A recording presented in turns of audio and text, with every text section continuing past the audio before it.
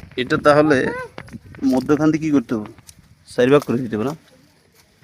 আচ্ছা, এটা এটা কি বিজ্ঞান ভিত্তিক? হ্যাঁ, হবে।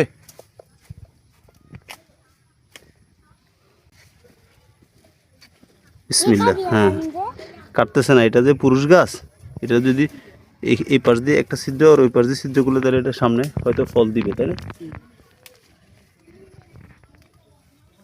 এখন আমার ভাতিজা মফিজ এটা পরীক্ষামূলক করতেছে আমাদের গাছটাতে, দেখি ফলন আসলে ফতমুখী খাওয়াবো ইনশাআল্লাহ। মানে আলাদা করে দিতে হবে, তাই না? 4 ভাগ হয়ে গেছে। গুড। হয়ে গেছে। হ্যাঁ, আর কিছু লাগবে না? হ্যাঁ, আচ্ছা, তাহলে ইনশাল্লাহ আশা করা যায় আগামীতে ফুলগুলো দিলে তখন এখান থেকে ফল আসবে না? বর্তমানে গাছের মধ্যে যে ফুলগুলো দেখুন, এগুলো হচ্ছে পুরুষ ফুল, পুরুষ গাছের পুরুষ ফুল, এই যেগুলো। ইনশাল্লাহ আশা করতেছি খুব শীঘ্রই সামনে যে ফুলগুলো আসবে এখানে ফল ধরবে, পেঁপে ধরবে ইনশাআল্লাহ।